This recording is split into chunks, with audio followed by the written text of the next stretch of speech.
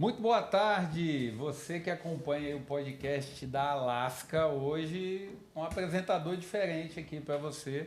Eu sou Alexandre Morelli e hoje eu vou trazer um convidado pouco conhecido de quem acompanha aí os programas do podcast da Alaska. Mas antes de apresentar esse cara, eu quero que você pegue esse conteúdo que está aí agora, que você começou a assistir, e compartilhe com o maior número de pessoas possível, porque hoje aqui nós vamos falar sobre assuntos polêmicos, assuntos de experiências nos Estados Unidos, que esse nosso convidado já viveu. Você vai aprender bastante com ele, porque eu vou pegar no pé dele hoje.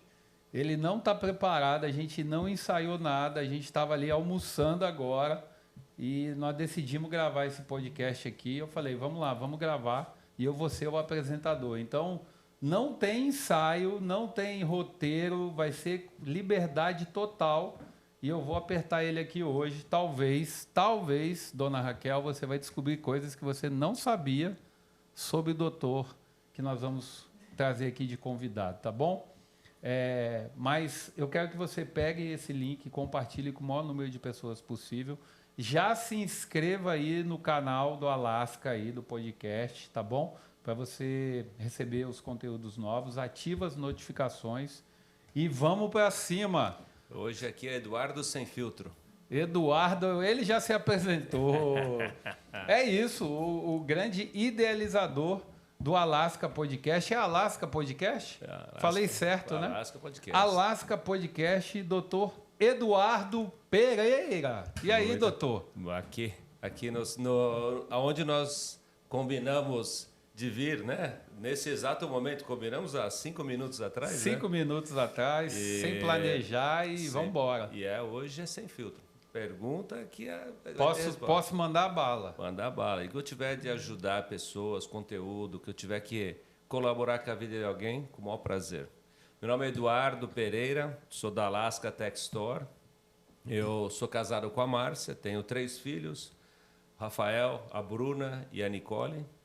E tenho 25, quase 26 anos nos Estados Unidos, uma vida bem assim, alinhada, com alguns tropeços no caminho. E o que a gente está aqui é para mostrar para as pessoas que elas podem desviar das pedras que podem vir no caminho. E os Estados Unidos não é para amador. Os Estados Unidos é para uma pessoa... Então calma. Vamos lá. Você já quer começar a me conduzir aqui, você não vai conseguir. Hoje eu vou pegar. Aqui não, amigo. Aqui não. Aqui hoje você vai passar um bocado aqui comigo. Por quê, cara? Eu quero que você seja completamente aberto aqui. Claro. Entendeu? Passe para a turma toda aí os insights que você aprendeu, tudo que você trilhou nessa construção aí da sua jornada aqui na América. A primeira coisa que eu quero que você me explique, e que até hoje ninguém conseguiu me explicar, por que é tão importante para as pessoas falar quanto tempo tem de América. Eu quero que você me dê a sua versão sobre isso, porque todo mundo que eu vou conversar, a primeira coisa que o cara fala é: eu sou o João, eu sou a Maria, eu sou o José e eu tenho tantos anos de América. Por que você acha que as pessoas começam a sua apresentação falando quanto tempo tem dos Estados Unidos? Que tipo de credencial e que mensagem a pessoa quer passar com isso? E eu te falei, as perguntas vão ser polêmicas. Por que a pessoa coloca dentro da sua identidade, que é o seu nome, o seu nome tem um significado, todos os nomes trazem com eles um significado sobre algo. Por que as pessoas incluíram, por que os imigrantes brasileiros nos Estados Unidos começam se apresentando sempre falando quanto tempo tem de América? Eu acho que dá um pouquinho de credibilidade, acho. Eu tenho certeza que sim. Mostra o quanto... Ou acho ou tem certeza? Não, eu tenho certeza que sim. Dá um pouquinho de dá credibilidade para a pessoa, pelo assunto que talvez você venha a me perguntar, ao que eu tenho a oferecer nesse podcast. Eu acho que tenho certeza que dá muita credibilidade e dá muita noção do que eu já passei. Dá muita relevância para as coisas que eu posso colaborar com a vida de alguém. Entendi. Você já está deduzindo as minhas perguntas, então, como eu sou um bom entrevistador, né, eu já vou partir por outro caminho. Claro. Você tem 20 quantos anos de América? 25. 25. Só que se a gente fizer a conta exata, eu já sei a sua idade, você continua tendo mais tempo de Brasil do que de América. Exatamente. Falta pouco para você ultrapassar o seu tempo de Brasil. Você tem 26 anos de Brasil. Ou seja, ainda você tem... Não, peraí, 50... 30. Você tem 30 anos de Brasil. 30 anos de Brasil e 26 de América. Então, nós vamos começar pela origem. Okay. Eu gosto de falar muito sobre as questões de origem, né, da nossa vida. Então, eu quero que você fale um pouquinho qual foi o principal ponto de virada na sua vida lá no Brasil. O ponto onde você falou assim, cara, eu vou empreender, eu não vou trabalhar para ninguém. Por que você decidiu ir para esse caminho? Porque a maioria dos jovens, eu tenho 5 filhos, todos eles, em algum momento, pensam ou pensaram em trabalhar para alguém. Eu quero te fazer essa pergunta. Você já trabalhou para alguém na sua vida? E quando você decidiu empreender? Lá no Brasil, tá? No Brasil, eu fiz o Senai, né? E eu entrei numa empresa. Eu entrei no Senai e você é patrocinado por uma empresa. Eu fiquei 1 ano e meio no Senai. E eu tinha mais 1 ano e meio de contrato com a empresa, para trabalhar na empresa, para aprender o que é uma empresa. Tá. E eu não durei 1 mês. O sistema de horário, o sistema de chefe mandando, muitas coisas que fez eu empreender. Tá. Isso foi com 16 anos. 16 anos de idade, ou seja, você já não aceitava a autoridade. Você tinha problema de paternidade com seu pai?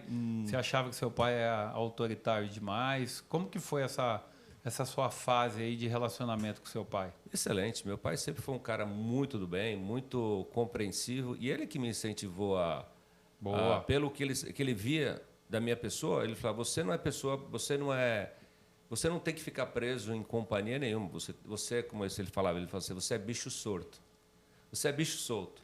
Você tem que estar na rua, você tem que estar nos negócios. Você é o cara que meu pai já tinha uma oficina na época, né? Ele trabalhava, na verdade, em fundo de quintal. Então, eu trazia já muito negócio para ele, eu trazia muitas coisas que ajudavam ele no business dele. Muitos clientes, muitos negócios. Então, eu falava, cara, sai disso, vem comigo.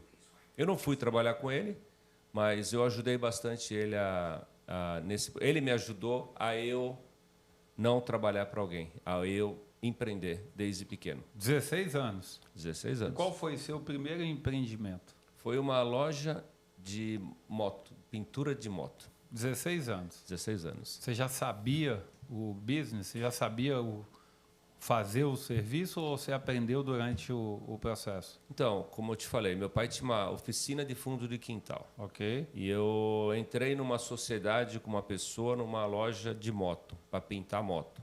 Eu já tinha muita noção, porque eu já trabalhava todos os fins de semana com meu pai, mesmo no Senai, e eu ajudava ele a lixar, a pintar, a fazer tudo o processo de pintura. Então, quando eu entrei com essa pessoa, eu peguei uma técnica para fazer o trabalho na moto, de fazer a tinta, de buscar a cor que o cliente queria, todos os processos de fazer com que a moto ficasse personalizada. E nisso chegou uma época que esse cara não quis mais trabalhar comigo.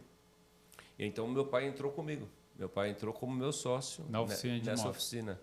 E aí nós explodimos de negócio, porque eu tinha a técnica da pintura, ele tinha a experiência de fazer da pintura mesmo antiga, né, da pintura convencional, e nós juntamos e começamos a trabalhar com carro, fazendo pintura em carro.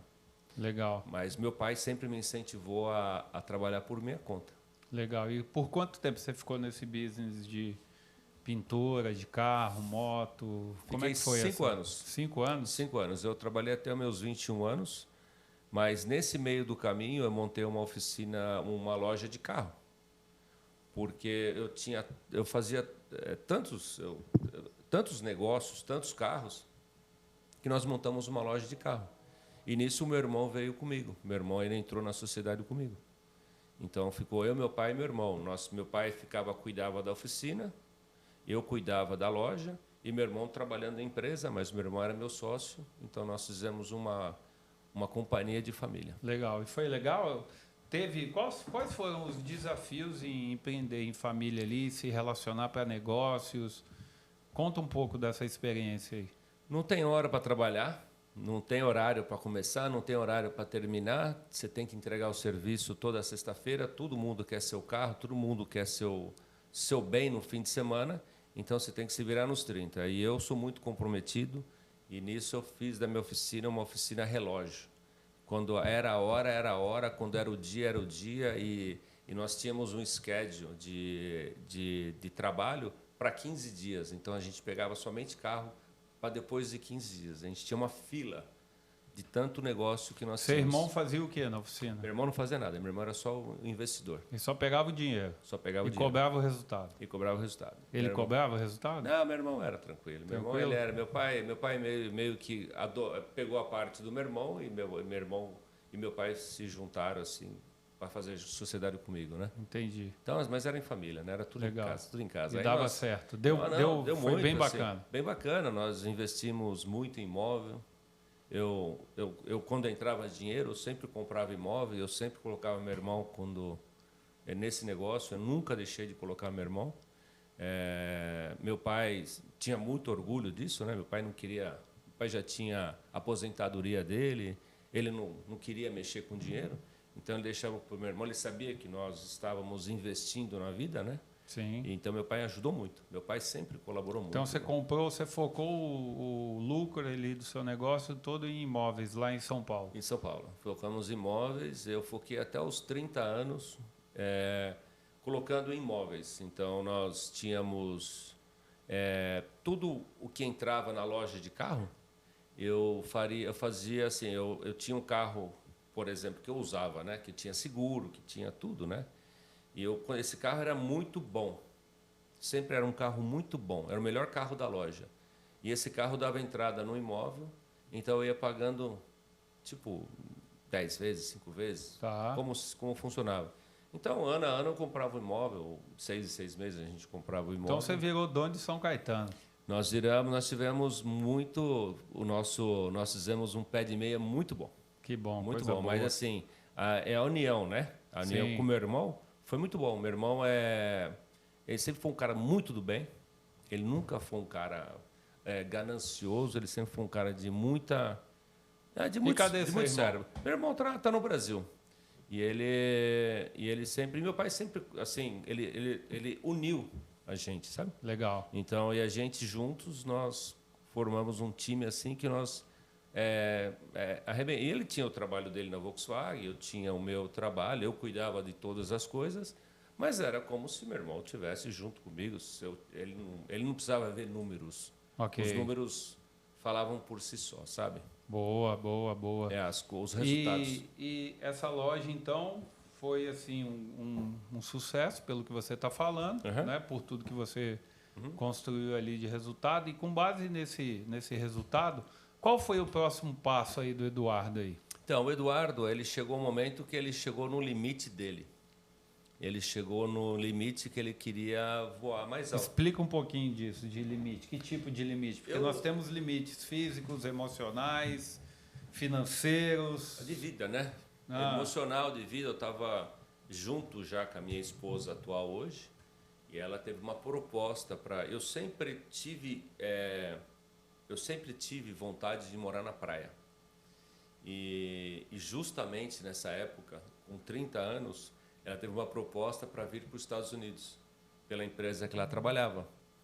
E eu falei sim na hora. Eu não tive nem pensei muito. E nisso, meu pai já tinha morrido, né? Meu pai morreu em 1995. Mas estava assim, morava eu e minha mãe, e meu irmão falou, não, tranquilo, mete o pé que a gente, né? Então eu fiquei um ano nos Estados Unidos, eu vim para os Estados Unidos, para Miami. Miami, uma cidade de praia, que me acolheu, foi assim, é uma coisa fora dos meus planos que tinham naquela época, mas foi algo que, mudou minha vida. E me fala um pouquinho então sobre Miami. O que tem de ruim lá em Miami? Muito pouca coisa. Não, tem uns trenzinhos ruins lá. Eu quero que você me conta, vai. Não, Abre o jogo aí. Não, Miami, o que tem de ruim? Miami tem é uma competição muito grande, claro, como todo lugar, mas eu vim do Brasil, né? O Brasil não existe lugar mais competitivo que São Paulo, eu acho. Eu acho que São Paulo é uma terra que você compete com todo mundo. Selva de pedra. Uma selva de pedra. E eu fui preparado, né? E aí eu fiquei um ano me preparando em Miami para eu encarar a selva de pedra de Miami. Mas foi bem complicado esse processo, porque eu sempre trabalhei, sempre produzi, e eu vivia da produção da minha esposa por um ano. E é muito complicado você depender de alguém sabendo que... Mas foi um aprendizado muito grande. E nessa situação, como eu acho que eu já mencionei, eu tinha o meu professor de tênis, eu sempre joguei futebol. Só que eu era muito... Não. Pera aí, calma aí. Eu quero a resposta sobre o que tem de ruim em Miami. Tem coisa ruim lá, não é possível que é o paraíso. Eu só conheço um paraíso que é o Jardim do Éden, e esse nós não conseguimos mais entrar aqui nessa vida. Eu não consigo falar mal de Miami. Não estou falando para você falar mal, mas não consigo ver coisa ruim em Miami. Não consigo ver coisa... Tem que ter alguma coisa. Fala um ponto aí, algo que Miami precisava melhorar, algo que você viveu aí lá Enfim, tem várias histórias aí que eu escuto sobre Miami, sobre pessoas, sobre comportamentos. Enfim, lá é uma cidade altamente multicultural, com gente de tudo que é lugar. Então, certamente tem choque cultural e isso gera alguns prejuízos para a cidade. O que você consegue enxergar aí? Me fala pelo menos um. Então, o Miami ele tem como se diz, uma máfia, que hoje ela sempre foi cubana. Então, assim, para você entrar nesse mundo, é um preço muito alto que você paga, porque eles são muito diabólicos. Talvez seja isso que eu sempre vi um pouquinho ruim em Miami, que ela é dominada por cubanos. Eu tenho muitos amigos cubanos, mas eu vejo assim, para você conseguir qualquer coisa, você tem que conhecer alguém que seja cubano. Você tem que conhecer alguém do meio para você se conseguir chegar em algum lugar em Miami. Ela é dominada pelos cubanos. Boa. E ela tem um problema também muito grande, que é o transporte. O transporte, por exemplo, ele é muito ruim. Transporte coletivo, né? Você tem que se virar, você tem que ter um carro, você tem que ter... Você não consegue depender do transporte coletivo. Você tem que ter um carro. Boa. Vamos voltar então para essa fase sua aí que você chegou, ficou um ano, né? Ficou um ano ali aprendendo sobre as coisas dos Estados Unidos, enfim. E qual foi o ponto ali em que você falou, não, agora já passou um ano aqui, eu já posso buscar alguma coisa para começar a fazer dólar? Porque certamente você deveria estar ali vivendo em dólar, mas custeando em real, né? Exato. Essa sua estada aqui. Então, me fala aí qual foi o ponto, o que aconteceu nesse caminho, como que você conseguiu ser inserido no mercado aqui de negócios aqui dos Estados Unidos? Eu queria no dia 1. Ok. Mas não dava para no dia 1. Eu comecei eu falo muito sobre o aprender a aprender.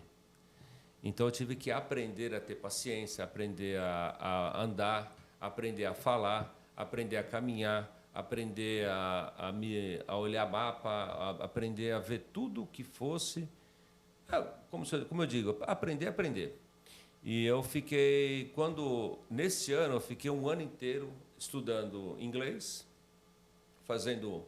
dando aula de futebol para criança, nem financeiramente era mais para ter o contato com o inglês, porque em Miami a gente fala muito espanhol. E eu estava assim, eu entrei numa escola de inglês, eu saí falando espanhol da escola, então é um mundo hispano gigante lá. Mas nesse meio tempo, passou quase um ano, chegou um ano.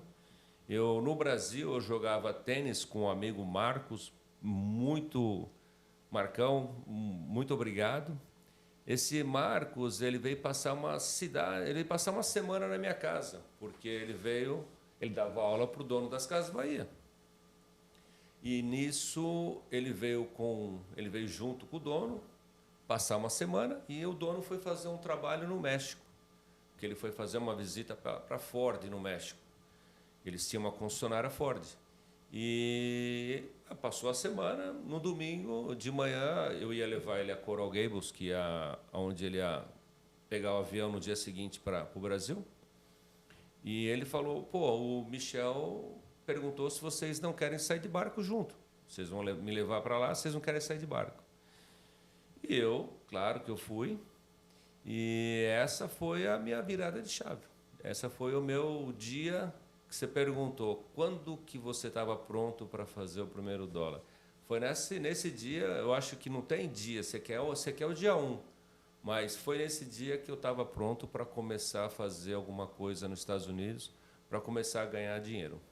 E foi aonde eu dei o meu pontapé inicial na minha vida, na minha jornada nos Estados Unidos. E eu queria somente ter uma chance para mostrar quem eu era em vendas, em negócios, em qualquer tipo de negócio. Eu via muita coisa errada ali. Eu falei, não, eu quero uma chance. E essa chance apareceu no meu segmento, no que eu tinha, que era a minha zona de conforto. Top, muito bom. E foi dentro desse segmento que você já tinha experiência, que você foi inserido e começou a ter desafios lá, né? Eu vou pegar para o lado mais desafiador desse processo seu, por quê? Porque tem muita gente que pode estar vivendo isso que você viveu quando você chegou, né? Ou seja, pessoas que estão lá ao redor dela, dificultando a vida dela, né? Eu vi que aqui tem muito a cultura de... Não, eu me lasquei todo aqui, então quem está chegando tem que se lascar também. E eu vou falar um negócio para você. Eu não consigo conceber a ideia de que as pessoas querem que outra pessoa passe pelo que ela passou de ruim só para mostrar para a pessoa o processo disso. Sendo que eu poderia muito bem, eu que acabei passando por um processo difícil em algum aspecto, ser uma pessoa que ia ajudar essa pessoa, dar as informações, compartilhar a minha experiência. Mas, na verdade, eu vejo que, às vezes, as pessoas estão se calando, deixando a pessoa quebrar a cara, passar pelo processo, só para poder justificar o que ela viveu. E aí tem uma máxima que diz assim, Eduardo, e eu te falei isso ontem, lá na sua casa. As pessoas, elas querem te ver bem, mas nunca melhor do que elas.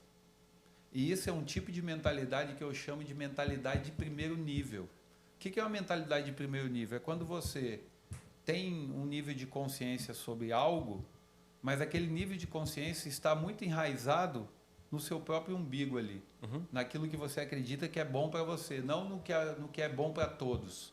Então, as pessoas estão vivendo muito na mentalidade do primeiro nível, e não estão entendendo que quanto mais eu me dou, quanto mais eu entrego, quanto mais eu compartilho experiência, aprendizado com outras pessoas, isso sempre vai voltar para mim, multiplicado em benefício, né?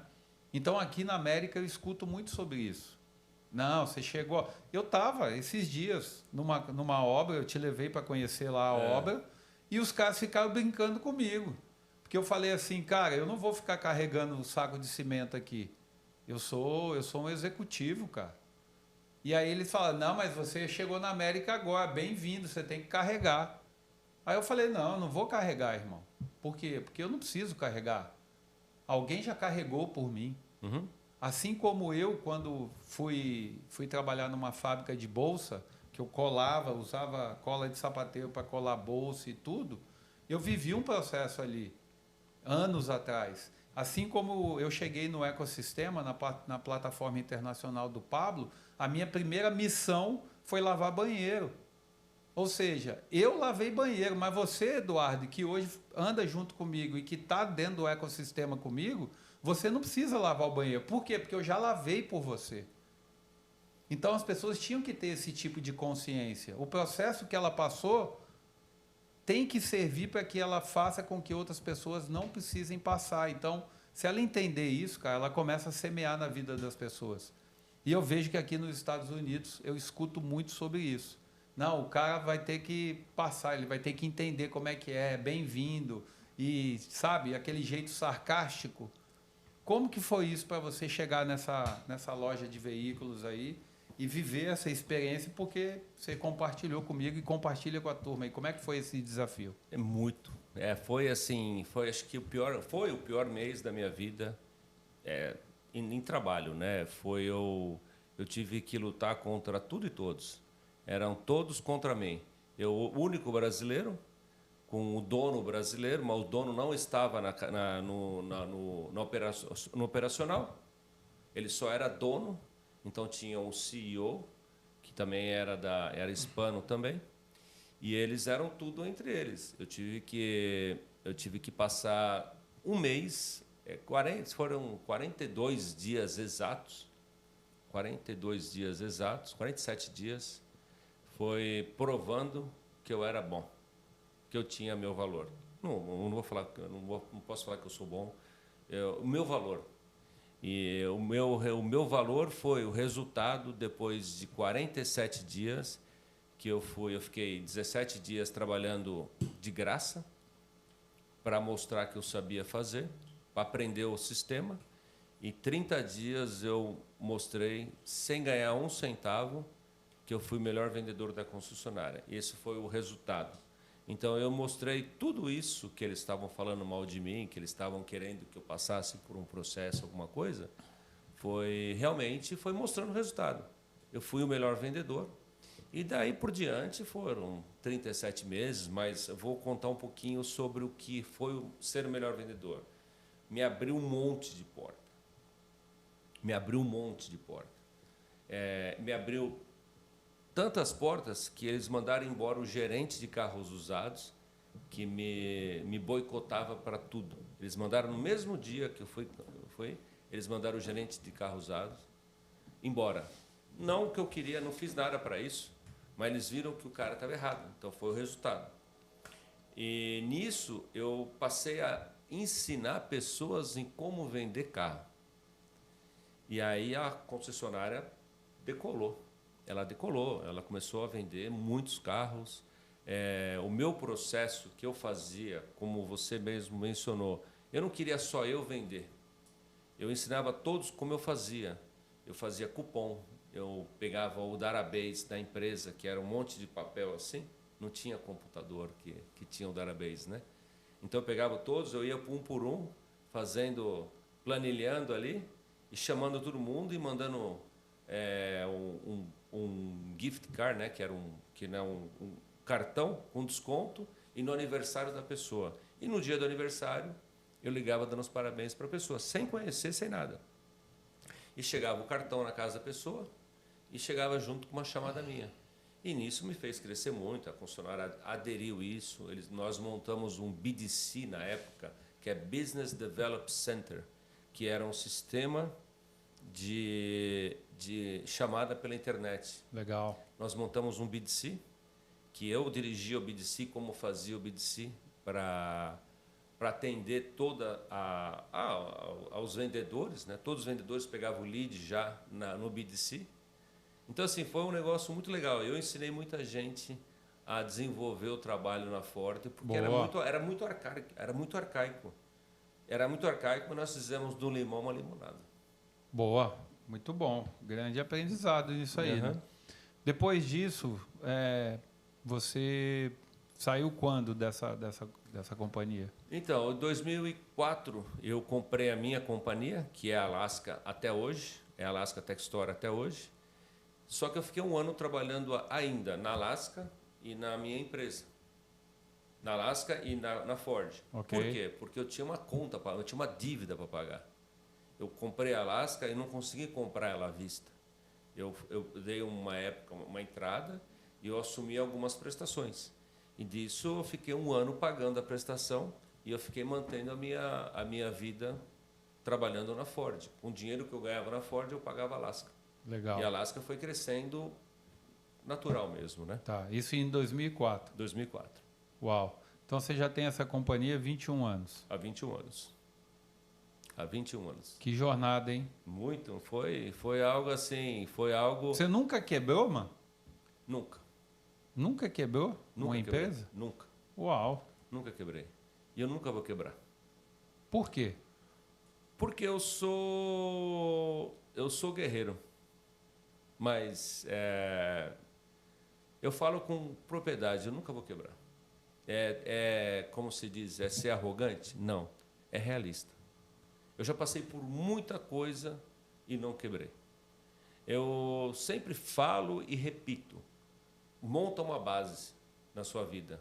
Nunca fica vivendo o que você está hoje, que você, hoje eu estou ganhando bem, eu estou tendo uma vida, então vamos hoje começar a fazer extravagância.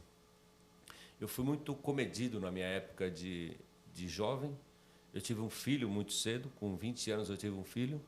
Isso me fez meio que cultura de família, cultura de mãe, cultura de pai, juntar também grana para um dia ir vindo do Brasil nas dificuldades. E essas dificuldades nunca chegou assim, bateu na porta. Até um dia que nós vamos chegar e que eu vou te contar que realmente eu tive que realmente usar toda essa minha experiência, tudo que eu vivi, que meu pai falou para sempre guardar para se um dia precisar, eu tive que usar esse dia. Uau, muito bom. Qual que é o segredo para nunca quebrar?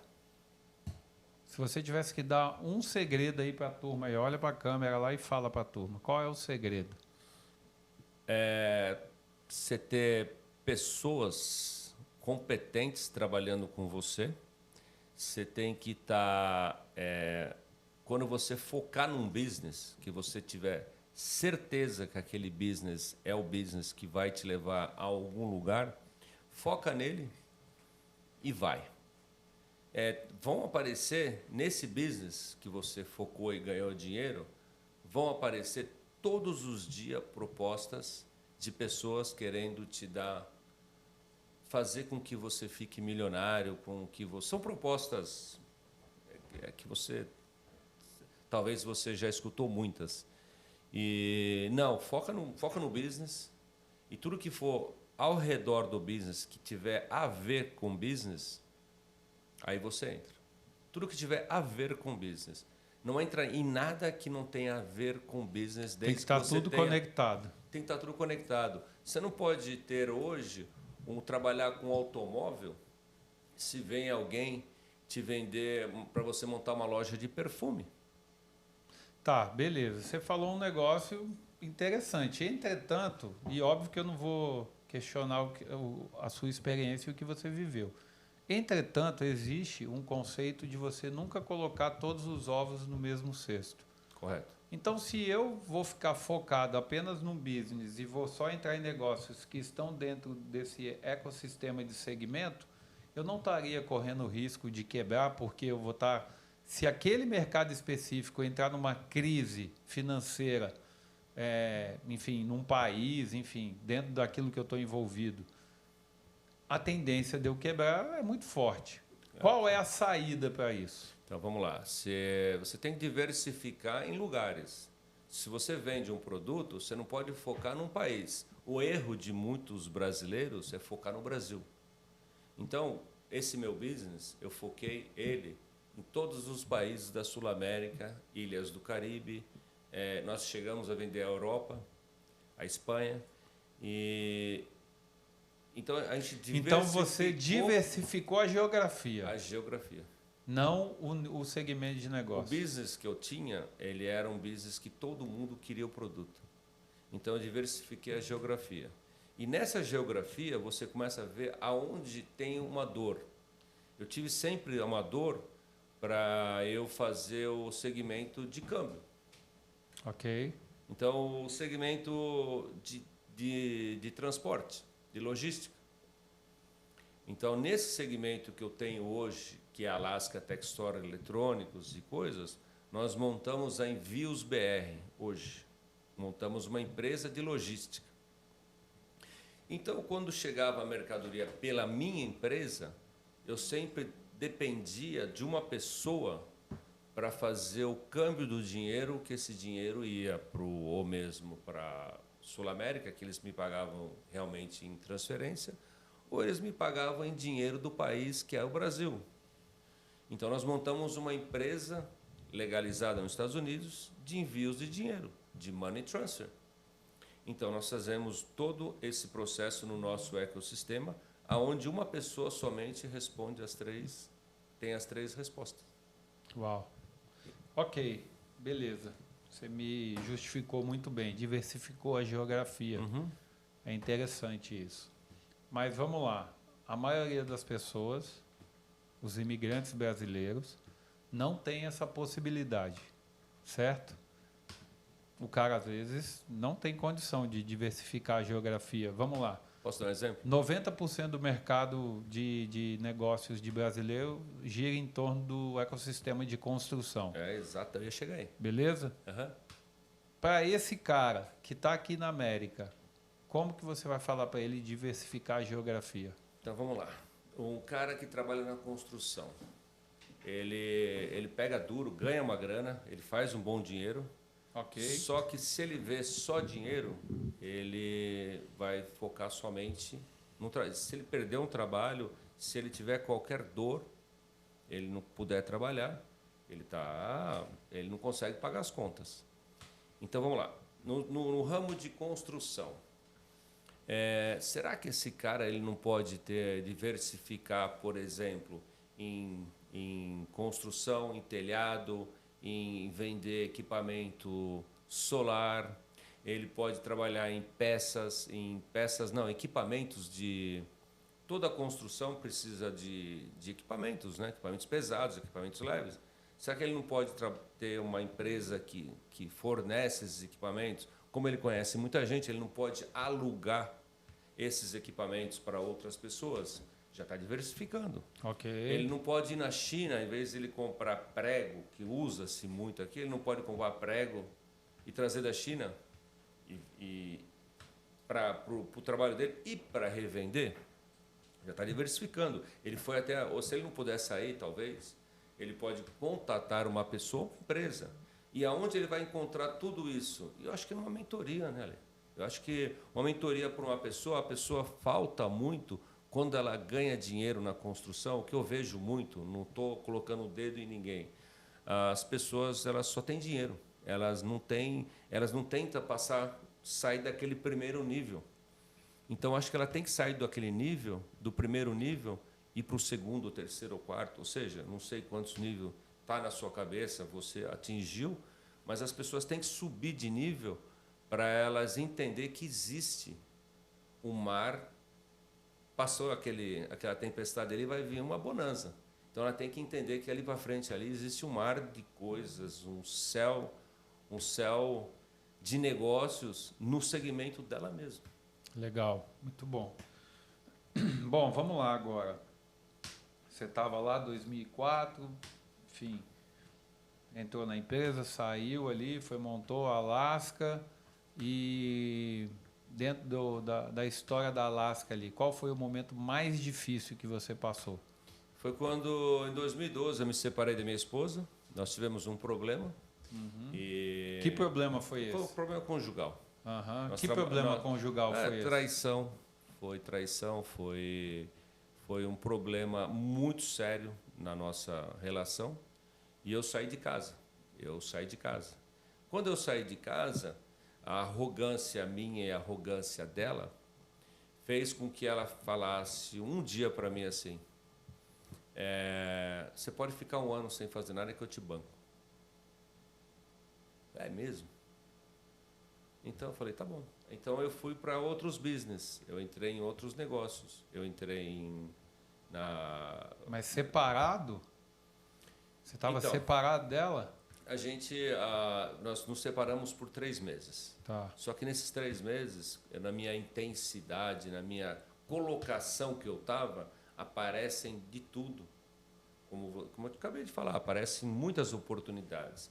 E nessa foi uma oportunidade que eu encontrei, que eu trabalhei com aviação.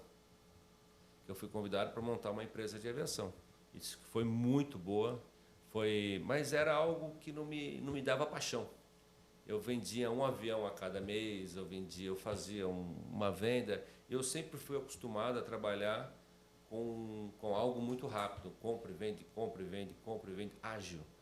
E foi um erro meu, porque, na verdade, a pessoa dependia do meu nome para essa empresa, e hoje um segmento muito bom. Eu entrei nesse ramo em 2012, fui até 2014, mas eu voltei para Alasca, trabalhando, eu voltei para Alasca. E por que você não conduziu os 2 negócios? Por falta de sabedoria. Ok. Foi por falta de sabedoria, foi por falta de ter alguém que pudesse mostrar o caminho, que não tivesse que passar por um problema, como você falou no começo. Sim. Sabe? Sim. Que foi falta de sabedoria, falta de realmente parar e falar, agora eu vou conseguir manter esses 2 business. E aí eu voltei para o automóvel, eu montei uma loja de automóvel, e eu trabalhava Alasca e a loja de automóvel. E eu estava meio que junto e separado. Isso foi até o ano de 2017. Eu não estava 100% junto com a minha esposa. E nessas indas e vindas, nesses negócios que eu fazia, com aviação, com barco, carro, com tudo, eu me envolvi com pessoas erradas. Eu botei na minha casa pessoas erradas. Pessoas que, como eu falei, eu botei um dia, o meu amigo Marcos me colocou com a pessoa certa. E nessa outra época, que foi de 2014 até 2017, 2014, acho que sim, 2012, até 2017, eu fui meio que negociando de um lado, do outro, fazendo coisas daqui e dali, não me focava na minha empresa, que era Alasca, eu focava em um monte de coisas diferentes, e eu conheci pessoas erradas, eu me envolvi com pessoas erradas. Em 2017, passou um ano, eu voltei para Alasca full time, a Márcia foi trabalhar no dealer, porque ela não aguentava mais trabalhar na Alasca, então nós nos separamos também de negócios, né? E em 2018, foi o grande dia que aconteceu, que eu paguei o preço, eu fui preso no dia 21 de janeiro de 2018. Eu fui acusado de lavagem de dinheiro, tráfico de gente, formação de quadrilha, 4 empresas que nós tínhamos, que era a loja de carro, a empresa de real estate, a empresa que era Alasca mesmo. Fomos tudo acusados que nós fazíamos lavagem de dinheiro. E essas empresas, elas eram consolidadas desde 1998, porque ela não era uma empresa de lavagem de dinheiro. Mas, enfim, como eu falei, eu me envolvi com pessoas erradas, que eu acho que é muito importante saber. Não estou aqui, não sou santo, mas eu nunca fiz o que me falaram que eu fiz. Eu não sou santo, eu nunca fiz o imoral, eu nunca trafiquei gente, eu nunca trafiquei droga, eu nunca mexi com lavagem de dinheiro, minhas empresas todas eram sólidas.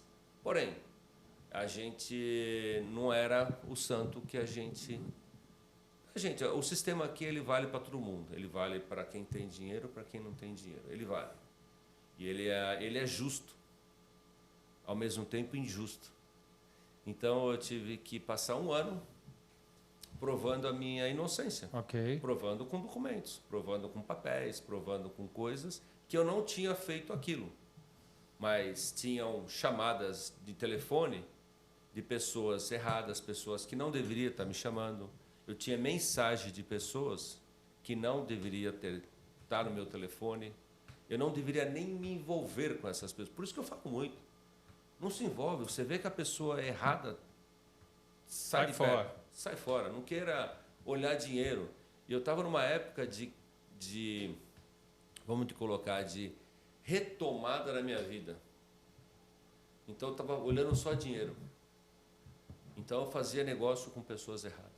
Uau. E não, assim, eu não aconselho ninguém. O preço é muito alto. O preço é muito alto. E você ficou um ano ali se defendendo, provando a sua inocência. E desse um ano, qual foi o pior momento? O pior momento foi eu ver minha mulher presa. Esse foi o pior momento, porque até a mim, eu sou, como eu falei, eu sou guerreiro. Eu não sou um cara que eu fico olhando, mas eu não podia ver uma pessoa que você ama tá ali naquela situação por minha culpa. E eu me senti, esse foi o pior, um dos piores momentos. E quando realmente nós saímos, né, que foi um sábado, no domingo fomos trabalhar na igreja, que foi um processo lá que nós tínhamos com a igreja. E na segunda-feira começou a fechar as contas nossas. Os Estados Unidos, ele bloqueou a gente, ele bloqueou todas as contas, bloqueou tudo que era nosso. E na quarta-feira saiu a reportagem no Brasil. Isso foi numa terça, na segunda, na quarta seguinte, saiu a reportagem no Brasil. E nisso ninguém atendia meu telefone. Tem essa reportagem? Você tem ela gravada? Tem essa reportagem gravada, tem tudo. Então, assim, é uma coisa que não é legal para eu ver, mas é uma coisa que, assim, eu passei.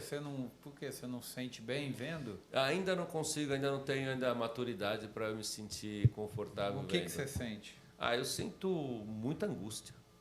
Mas já passou, por que você sente isso? Mas eu sinto, eu não consigo. Vou melhorar, eu já mostrei várias vezes, em vários episódios de podcast, vários episódios de mentoria, já mostrei a minha cara, mas não é algo que eu me sinto. Quando eu estou mostrando, eu não tenho um sentimento nenhum. Tá tudo bem. Mas quando você está vendo? Quando eu estou vendo ali, me pega, me coloca assim muito para baixo. E eu não gosto muito de ver. Mas tenho reportagem, quem quiser ver, está na internet, não é? Tentamos tirar tudo. O processo de sujar o nome, é muito rápido. Sim, para limpar demora anos. Para limpar, não tem. Você não consegue. Nós pagamos empresas para limpar o nome, mas tem uma televisão americana que não tem acordo. E você não tem o que fazer.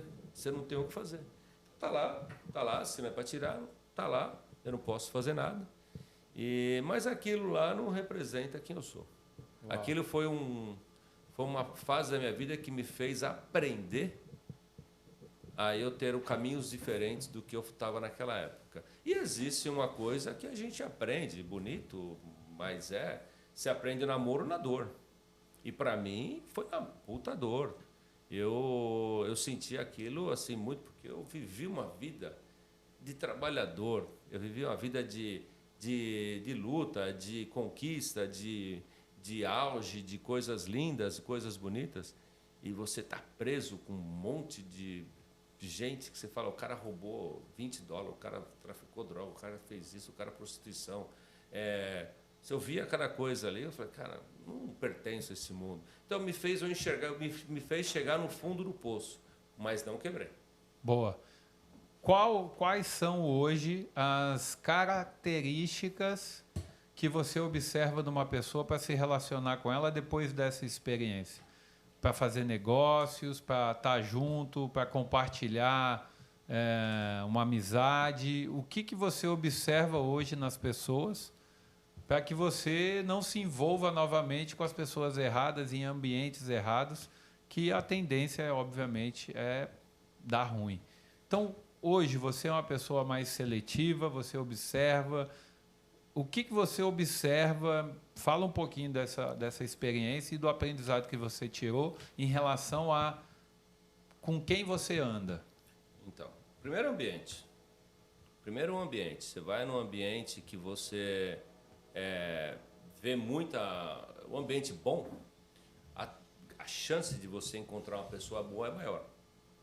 E com tanta coisa que eu vivi, qualquer palavra, qualquer comentário, qualquer situação que você vê, você já capta coisas. E porque assim, quando você está trabalhando com pessoas erradas, a pessoa sabe, mas ela não quer enxergar.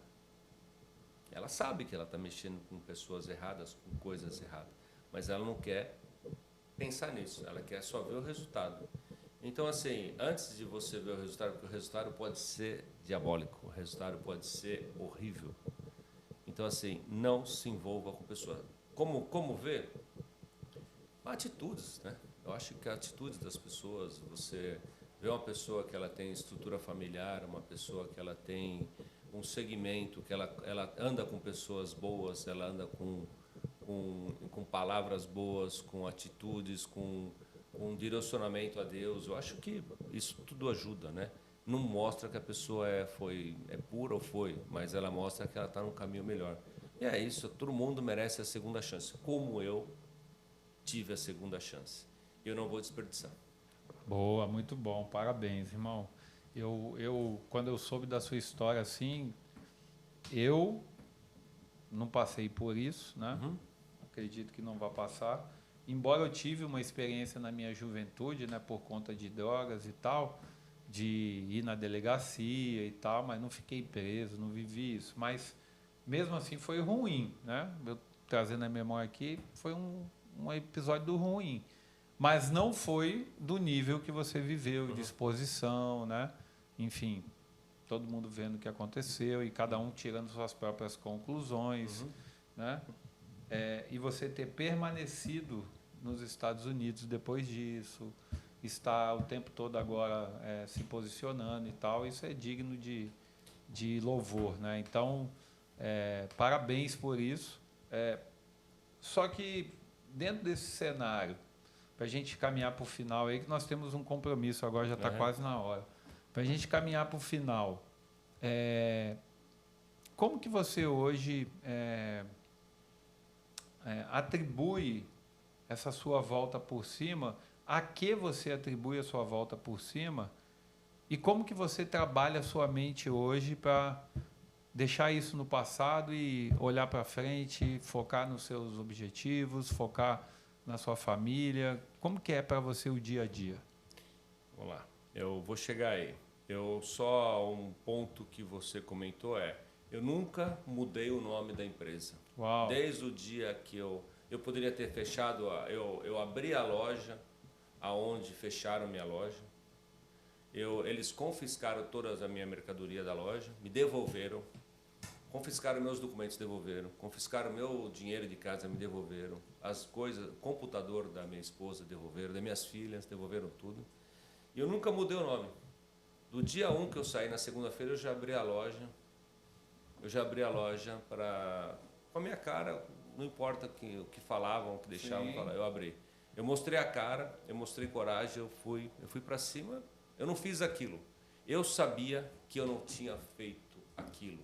Eu sabia quem eu era. Mas aquilo me fez mostrar aonde eu não deveria ir, aonde eu não deveria estar, o que eu não deveria fazer.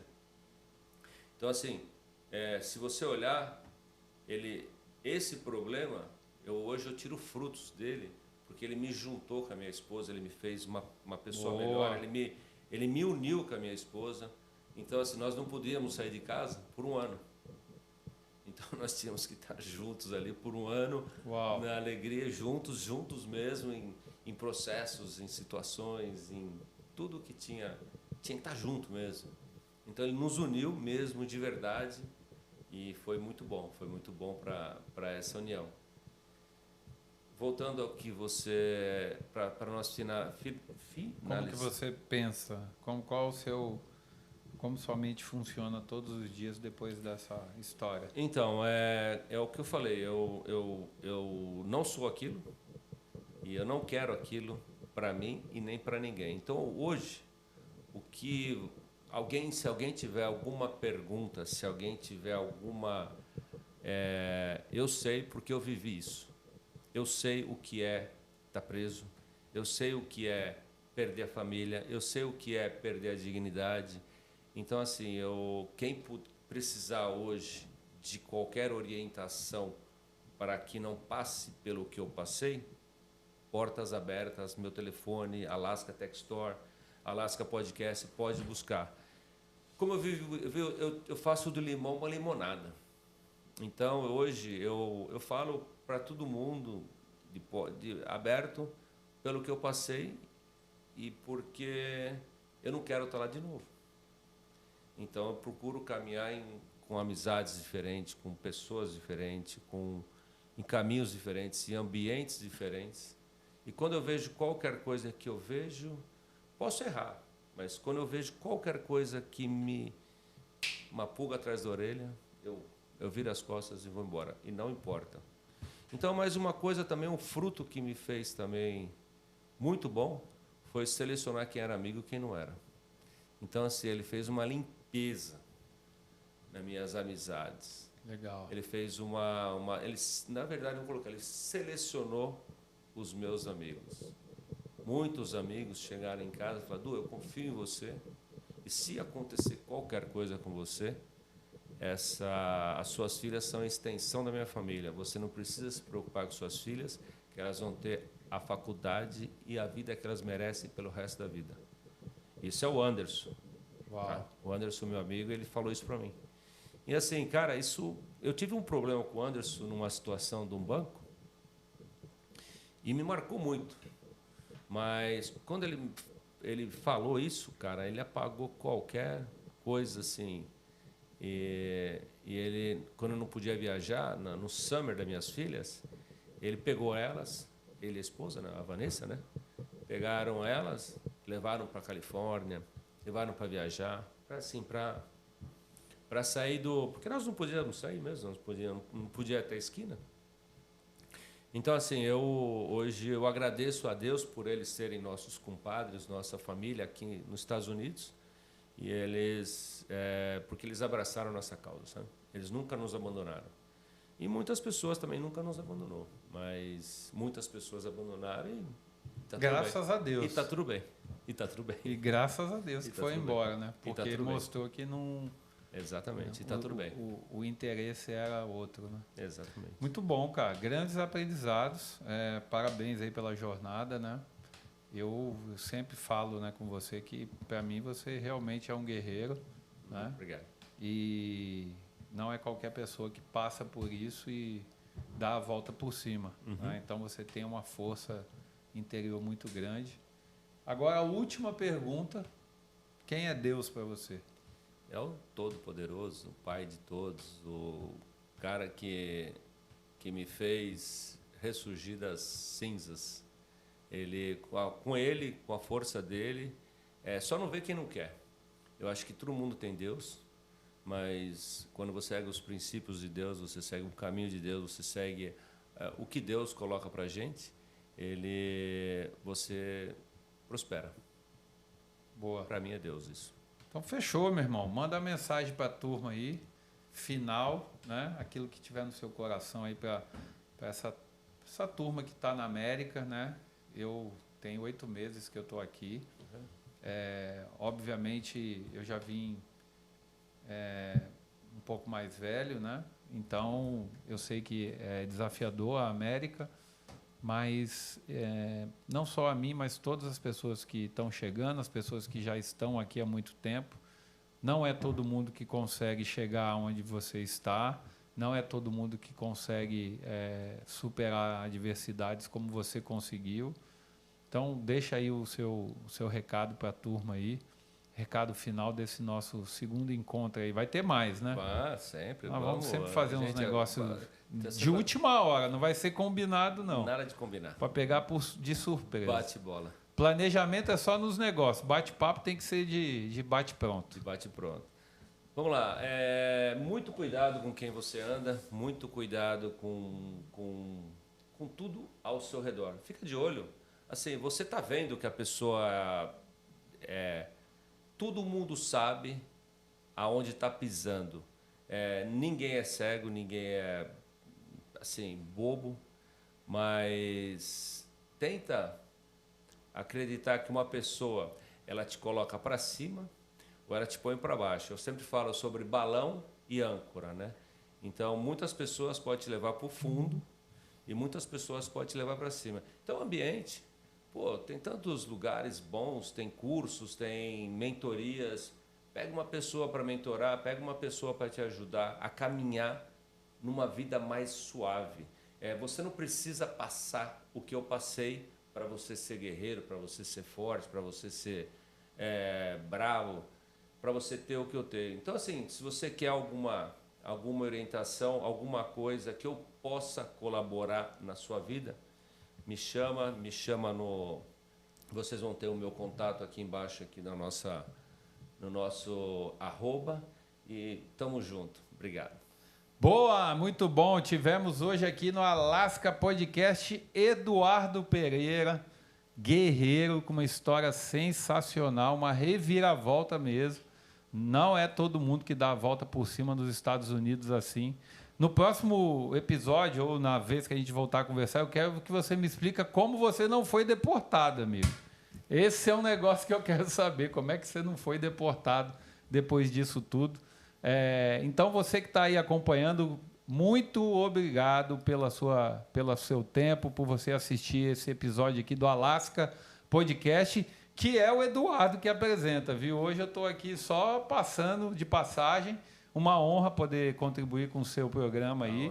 Tenho certeza que se você tiver constância, né, se você permanecer fazendo esse negócio aqui, vai alcançar muita gente, vai ser um grande sucesso do ponto de vista de audiência, tá? Já é um sucesso porque a sua história é um sucesso, então não é sobre isso que eu estou falando, mas de alcançar pessoas com a sua mensagem, com o seu aprendizado, com tudo que você viveu. Eu acredito que se você continuar e não parar, você vai alcançar muita gente, não só aqui nos Estados Unidos, no Brasil, mas no mundo, né? Porque é uma história realmente diferente, né? Isso dá um filme, né? Quem sabe um dia a gente não consegue gravar uma série na Netflix, cara, com a sua história. Porque tem pegada para isso, viu? Tem storytelling, tem senoide, tem altos e baixos. Cara, é brabo isso, hein? Vamos fazer grana. Quem sabe a gente mesmo não patrocina essa série, né? Não monetiza. Não bota dinheiro para fazer a série e põe lá na Netflix lá. Alô, Netflix, ó, pega aí, hein? Eduardão, tamo junto. Tá. Deus abençoe você, amém, sua família, amém, sua casa. Agradecer também aqui a nossa equipe técnica aqui com a Raquel. Valeu, Raquel. Raquel é braba, hein? Ontem eu cheguei aqui, ela tava pegando pesado aí com o homem aí. Mas tá certo, tem que chamar a responsabilidade mesmo. Obrigado a todos vocês e a gente se vê por aí. Certamente eu estarei aí nos próximos Alasca Podcast. Valeu, gente. Tchau, tchau.